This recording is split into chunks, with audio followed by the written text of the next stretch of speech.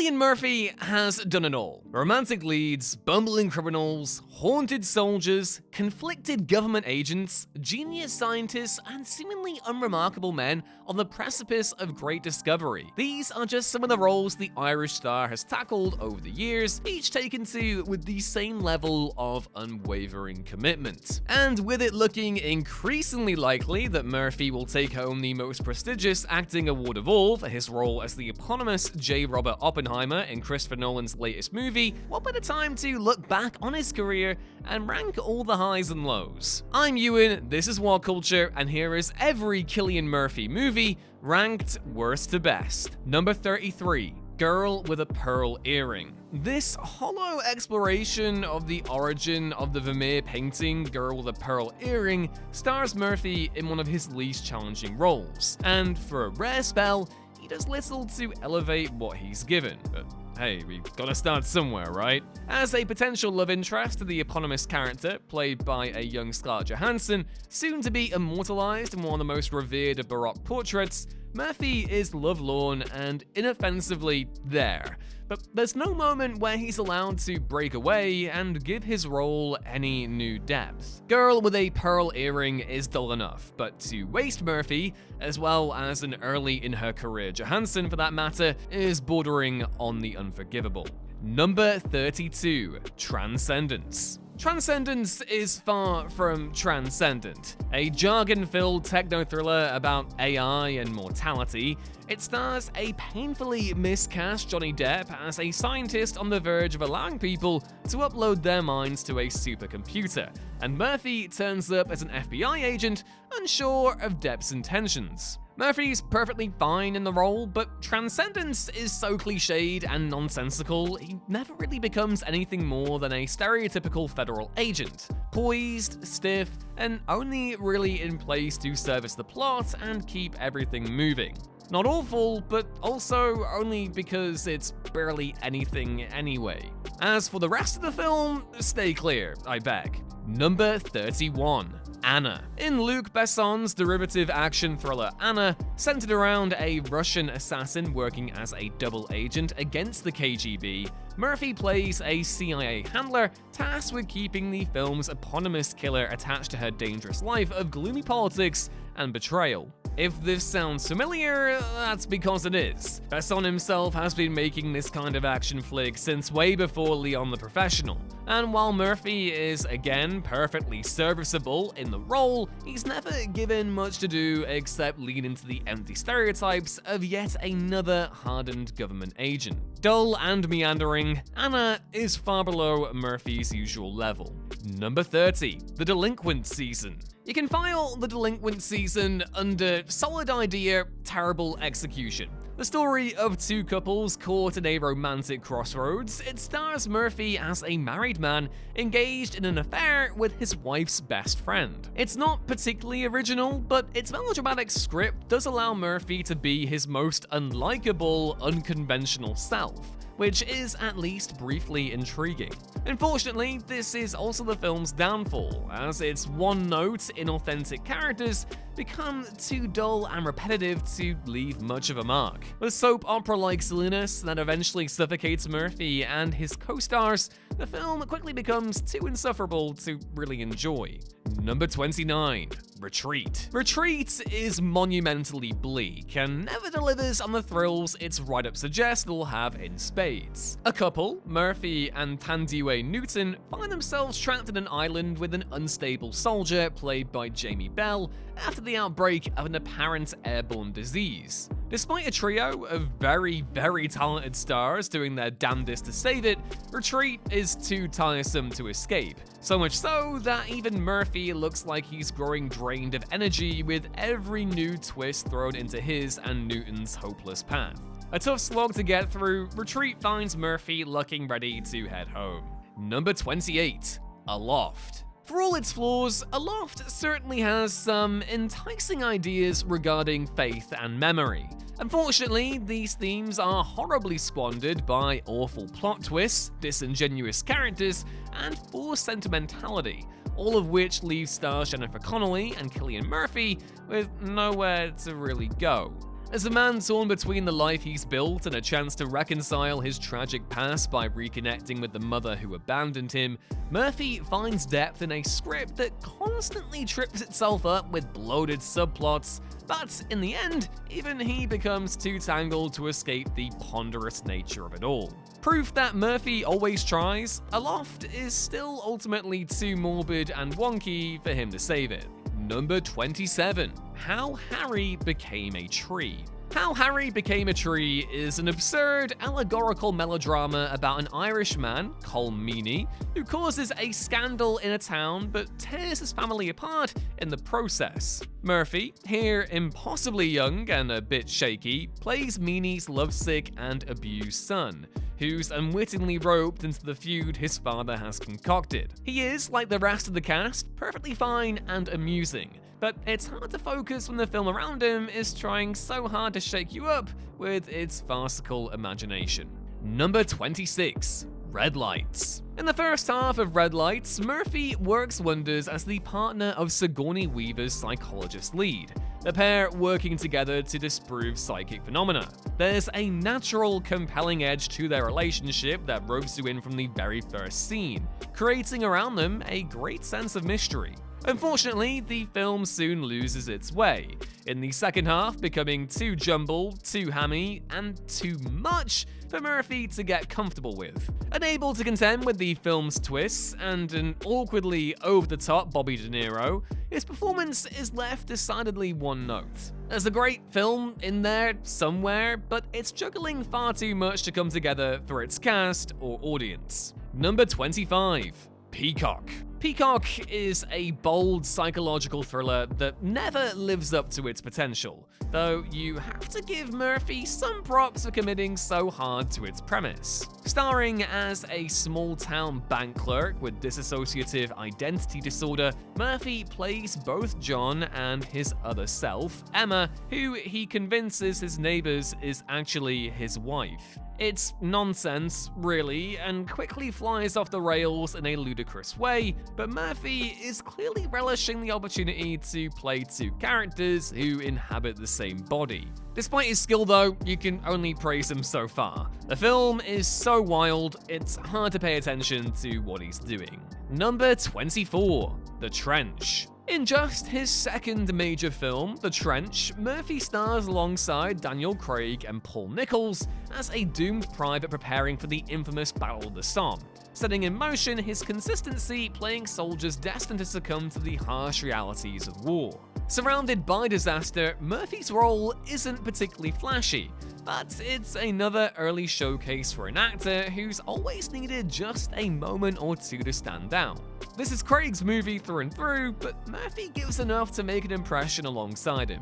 Number 23. Cold Mountain. One in a long line of films casting Murphy as a tortured soldier, Cold Mountain features the actor only briefly, but he makes a grim impression as a soldier who assaults a wounded Natalie Portman and seems poised to murder her newborn baby. Rarely the villain, Murphy's turn here is nasty, sniveling, and bleak. And whilst he's only around for a moment, lost amongst an impossibly stacked cast, he still manages to capture a world of feeling with minimal screen time. Number 22. In the Heart of the Sea. Outside of his work with Christopher Nolan, Murphy has tended to steer clear of big-budget blockbusters, but he made a rare exception for In the Heart of the Sea, a historical adventure flick based on the non-fiction book that inspired Melville's Moby Dick. His role this time around is the definition of a supporting turn. Reeling off some exposition with gusto and certainly looking the part of a weathered sailor, he's quick to move aside so star Chris Hemsworth can do all the heavy lifting. Murphy is too good to phone this kind of role in, but there's no doubt it's too minor a part to rank as one of his more memorable escapades. Number 21. In Time. In Time boasts an impressive premise that time itself is the world's leading currency, but it's one that's ultimately squandered in action. That said, it does have a riveting Cillian Murphy performance in its midst. Cast as a conflicted and tired government agent tasked with keeping the economy afloat, Murphy comes closest to capturing In Time's themes of class oppression and fascist complicity, Like stars Justin Timberlake and Amanda Seyfried though, he too is eventually undercut by the film's overwhelming drabness. In stops and starts, Murphy shines, but in a film so dull, you can only shine so bright. Number 20. Free Fire. Of all the films on this list, Free Fire was probably the most fun to shoot. A packed cast, including Murphy, Brie Larson, Sharlto Copley, and so on, a claustrophobic setting, and an endless supply of bullets, Free Fire is a fun, irreverent action film that leans heavily into 70s vibes and gifted us all with a glorious Murphy tash. It's simple but efficient, gun deal goes awry, and violence ensues. Here, Murphy stars as an IRA member caught among the bullets, and like everyone else in the film, he's having a fun time getting to wear a loud outfit and shoot his opposite numbers. It's not the most impactful performance, but even so, it's still really fun. Number 19. Broken. An absolute mess of a film, Broken starts some interesting discussions about sexuality, identity, and family strain, but never really finishes them. That said, it does feature some brilliant performances, especially from a loving Tim Roth and a breakout Eloise Lawrence. Murphy's in the ensemble too, bringing to life a troubled teacher caught in the midst of a dysfunctional family, and he's so warm and charming, you'll be praying time and time again that he ends up okay. Broken offers an unfamiliar example of Murphy being overshadowed by his castmates, though it still finds him at his most tender and fully formed, even when the film itself loses itself, laying its tragedy on way too thick. Number 18. Intermission. Sporting a welcome reunion between Murphy and fellow Irish legend Colm Meaney, as well as a scene-stealing turn from Colin Farrell and Kelly MacDonald, Intermission is an unconventional comedy of the highest order, boldly executed and frighteningly funny. It stars Murphy as a heartbroken crook desperate to win back his ex, and though this is Farrell's movie, he delivers the goods as a man completely unlikable and hilarious at his struggles. Filmed as a documentary-style thriller, Intermission does become a bit messy after a while, but its cast never loses its touch. Murphy, here just after the success of his big break in 28 Days Later, has only a small role, but he makes every edgy second count. Number 17. Sunburn. The first major film of Murphy's career, filmed when he was just 22, Sunburn is a film you've seen before, but is so warm and well performed, you just sort of have to forgive its unoriginality. Cast as a young man who, along with his friends, ventures from Ireland to the States for a summer job, Murphy is laid back and cool, enjoying adulthood in a strange new world, whilst pondering what the future holds. It's nothing new, sure, and its conclusions about growing up are pretty slight, but Murphy, here, young, cocky, rebellious, is fantastic as a man on the precipice of a new chapter, but living life to the fullest before it arrives. From here, it would all be uphill. Number 16. Watching the Detectives. It's hard to think of a time Cillian Murphy was as hysterically funny as he is in Watching the Detectives, an otherwise silly rom-com in which he stars as an immature film fan who falls for a mysterious stranger played by Lucy Liu. Full of elaborate, over-the-top pranks and colourful characters, Watching the Detectives finds Murphy having his go as the everyman, a romantic but emotionally juvenile guy who meets his match and must find himself to win her over, and more importantly, understand her. With lots of tears and plenty of twists, Murphy is on riotous form here, so much so that it's a wonder he hasn't done more romantic comedies over the years. He's honestly a natural. Number 15. Disco Pigs. In Disco Pigs, an adaptation of Enda Walsh's play of the same name, Murphy stars as the violent, emotionally scarred pig, a 17-year-old dreamer obsessed with his only friend, Runt, played by Elaine Cassidy. A doomed love story as well as a coming-of-age fable, Disco Pigs is dark and surreal, and Murphy is its emotional engine.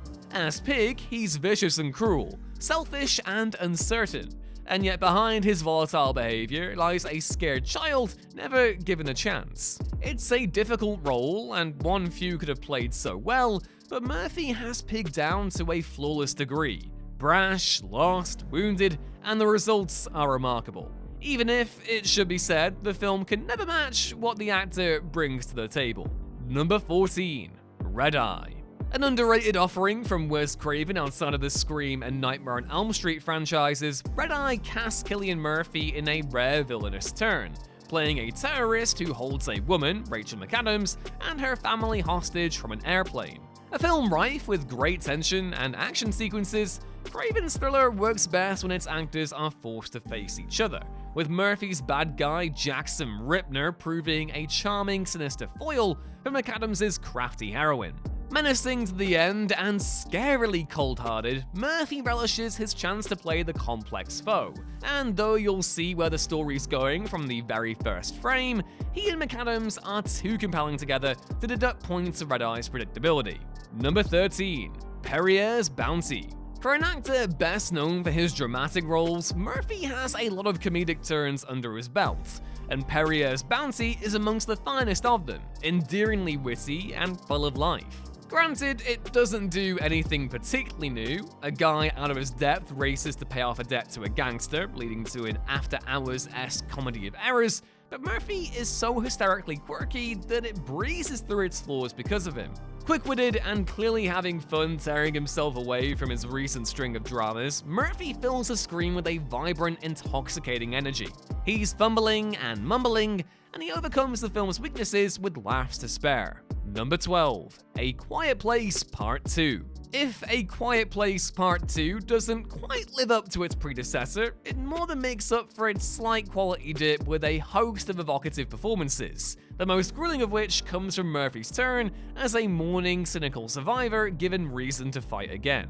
Haunted and weathered, Murphy fills the screen with the presence of a man hanging on to his last tendrils of hope whilst his world implodes around him. He's heroic, but ordinary, and although second fiddle to an outstanding Emily Blunt, his on-screen wife in Oppenheimer, you can't help but gravitate to the loss lingering in his eyes, or the goodness evident in his heart. Number 11. Anthropoid. In the constantly surprising historical action flick Anthropoid, Cillian Murphy and Jamie Dornan star as resistance fighters ordered to assassinate Holocaust architect Reinhard Heydrich, a mission that both succeeds and ultimately dooms them. Grounding the lightning-quick action around him with an uncompromising sense of purpose, Murphy has seldom appeared so heroic and hard on screen. He's doomed from the start, but he captures so much of Josef Gabsik's resilience that you're left to wonder if, defying history, he'll actually survive. Proof that in another life, Murphy would have made a solid action star, Anthropoid is a subversive thriller bursting with heart, and most of its success lies with the Irish actor at his stirring best. Number 10. The Party.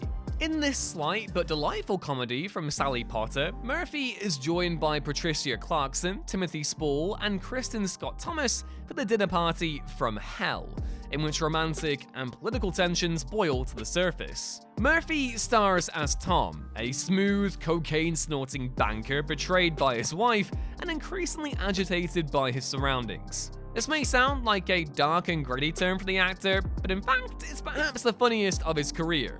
Sniveling, hilariously indecisive, and slapstick. Potter's comedy is astute and sharply performed all around, but Murphy's the showstopper here, swinging for the fences, causing a scene, and having a blast. Number 9. The Edge of Love. There's something about Murphy, his youthful looks, the expressive eyes that scream innocence, that makes him a draw for filmmakers making movies set at wartime. And despite the drudgery of the material, he certainly delivers in The Edge of Love. Though his screen time is relatively small compared to co-stars Sienna Miller and Keira Knightley, Murphy's role as a traumatized, defeated soldier in this tale of infidelity, based loosely on the personal life of poet Dylan Thomas, grounds The Edge of Love even when it veers into lumbering melodrama. Scarred and broken, Murphy has rarely overshadowed a film he's been in more, and rarely been so damn tragic on screen. Number 8. Sunshine. Many of Murphy's greatest roles find him cast as souls drifting alone to grapple with forces out of their control, and there's perhaps no better example of this than his turn in the lonely sci-fi flick Sunshine. In his second collaboration with Danny Boyle, Murphy plays a man tasked with detonating a bomb that will reignite the dead sun. And with this expectation, he carries a weary sense of his own mortality. Murphy is laconic in the role, but his face captures everything. His reckoning with faith, and the weight of this impossible mission. Sunshine may fall apart towards the end, but Murphy's enrapturing portrayal of a man trapped by malevolence never wavers. Number 7. Dunkirk. There's no sole protagonist in Christopher Nolan's Dunkirk, only a packed ensemble coming together to explore the horrors of World War II and one of its most uncertain hours. My personal favorite Nolan movie, come to think about it, I don't think there's any topping that Spitfire glide sequence. But you may think different. Let me know your favorite Nolan film down in the comments below. Amongst the rabble and the rubble, Cillian Murphy stars as a stricken soldier suffering from PTSD, forced to return to the place he's only just escaped and driven to temporary madness by his trauma. His turn is brief but harrowing, a nerve-rattling portrait of a man irrevocably changed by the horrors of war. In a long line of roles depicting soldiers shaken by their experiences, this is Murphy's best. And of Dunkirk's impressive cast, he's one of the film's most memorable standouts, giving a performance impossible to shake. Number 6. The Dark Knight Trilogy. Cillian Murphy's portrayal of legendary Batman foil Scarecrow was truly inspired. His performance terrifying, at times darkly hilarious, and legitimately intimidating because of just how unassuming he was underneath the mask. Watching Scarecrow go toe-to-toe with the Caped Crusader in Batman Begins, smile on his face and gleeful evil in his heart, you can actually see Murphy having the time of his life. This was the start of his partnership with Nolan, continued briefly in the next 2 films of the Dark Knight trilogy, and what a brilliant start it was. I mean, come on. Dr. Crane can't come to the phone right now, but if you'd like to leave a message? Oh, iconic. Cinema. Now that he's scored his first Oscar nom, here's to hoping we get more of Murphy playing the bad guy down the line, because this was downright delightful. Number 5. 28 Days Later.